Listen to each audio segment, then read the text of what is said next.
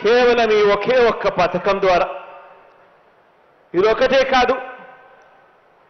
జగనన్న వసతి దీవెన అని చెప్పి ఈ 4.5 సంవత్సరాలలో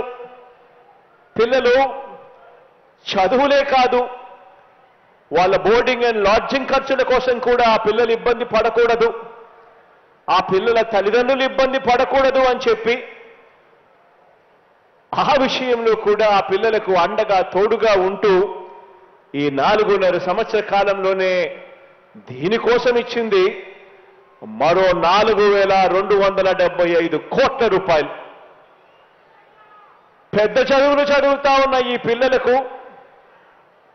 ఉన్నతమైన చదువులు చదవాలి, ఆ చదువుల కోసం ఆ పిల్లలు అప్పులు పాలయ్యే పరిస్థితి రాకూడదు అని చెప్పి తపన తాపత్రయంతో జగనన్న విద్యా దీవెన, జగనన్న వసతి దీవెన అనే ఈ 2 పథకాలకు హైయర్ ఎడ్యుకేషన్లో ఉన్న ఆ పిల్లలకు మంచి జరగాలి అని తాపత్రయంతో అక్షరాల ఖర్చు చేసింది 16,176 కోట్ల రూపాయలు అని చెప్పడానికి కూడా గర్వపడతా ఉన్నా. ఈరోజు వీళ్ళ బ్రతుకులు మారాలి, ఈ కుటుంబాల్లో నుంచి ప్రతి ఒక్కరూ బయటికి రావాలి, గొప్ప డిగ్రీలతో బయటికి రావాలి, ఇంజనీర్లు కావాలి, కలెక్టర్ల వంటి పెద్ద పెద్ద చదువులు చదవాలి, డాక్టర్లు కావాలి అని చెప్పి వీరందరూ పెద్ద చదువులు చదివితే ఆ కుటుంబాలు తలరాతలు మారుతాయి అని చెప్పి తపన తాపత్రయంతో అడుగులు పడ్డాయి. మన ప్రభుత్వం అధికారంలోకి రాకమునుపు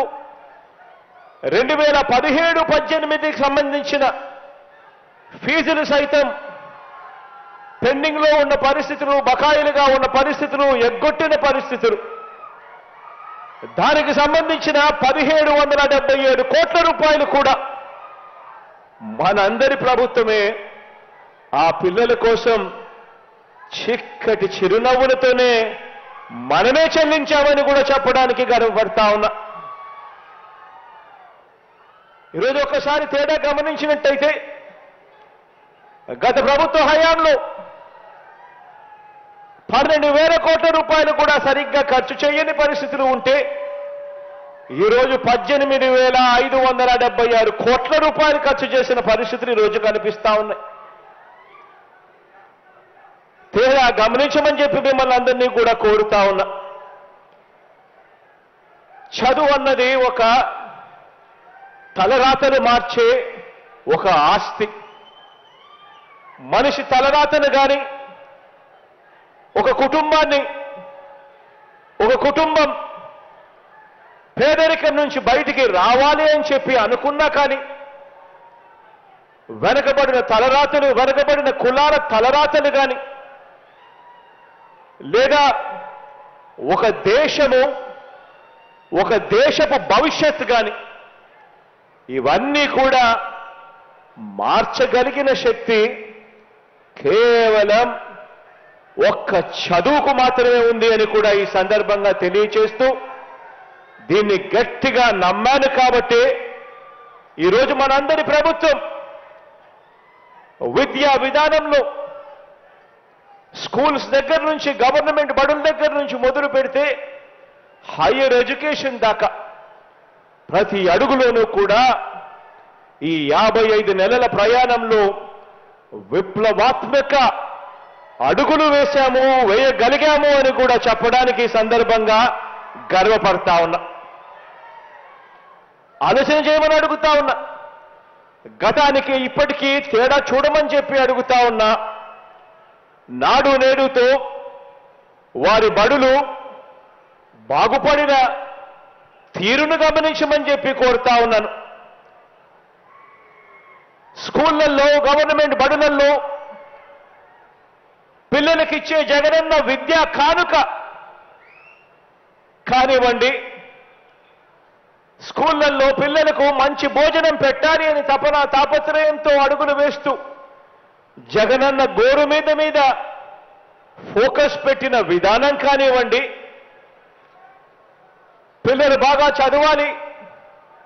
ఆ పిల్లలను బడులకు పంపించేందుకు ఆ తల్లులను మోటివేట్ చేస్తూ ఆ తల్లుల కోసం ఇచ్చే వైఎస్ఆర్ అమ్మఒడి కార్యక్రమం కానివ్వండి, పిల్లలు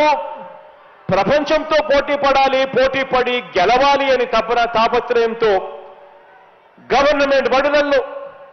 అన్నింటినీ కూడా ఇంగ్లీష్ మీడియం తీసుకొచ్చి గవర్నమెంట్ బడులను రూపురేఖలు మారుస్తా ఉన్న పరిస్థితులు కానివ్వండి, గవర్నమెంట్ బడులలో చదువుతా ఉన్న పిల్లలకు బైలింగ్వల్ టెక్స్ట్ బుక్స్ ఇచ్చే విషయం కానివ్వండి, ఒక పేజీ తెలుగు ఒక పేజు ఇంగ్లీషు పక్కనే బైలింగ్వల్ టెక్స్ట్ బుక్స్ ద్వారా పిల్లలకు ఇంకా మెరుగైన చదువులు ఇప్పించాలి అని తాపత్రయపడతా ఉన్న విషయం కానివ్వండి, పిల్లల కోసం తాపత్రయంతో శ్రీమంతుల పిల్లలకు మాత్రమే అవైలబుల్గా ఉన్న బైజూస్ కంటెంట్, ఆన్లైన్కి వెళ్ళి ఆ బైజూస్ కంటెంట్ కనుక కావాలి అని అనుకుంటే 15,000 రూపాయలు కడితే తప్ప అందుబాటులోకి రాని ఆ బైజూస్ కంటెంట్ ఏకంగా ఈరోజు మన గవర్నమెంట్ బడులలో చదువుతా ఉన్న పిల్లలకు అందించడం కానివ్వండి.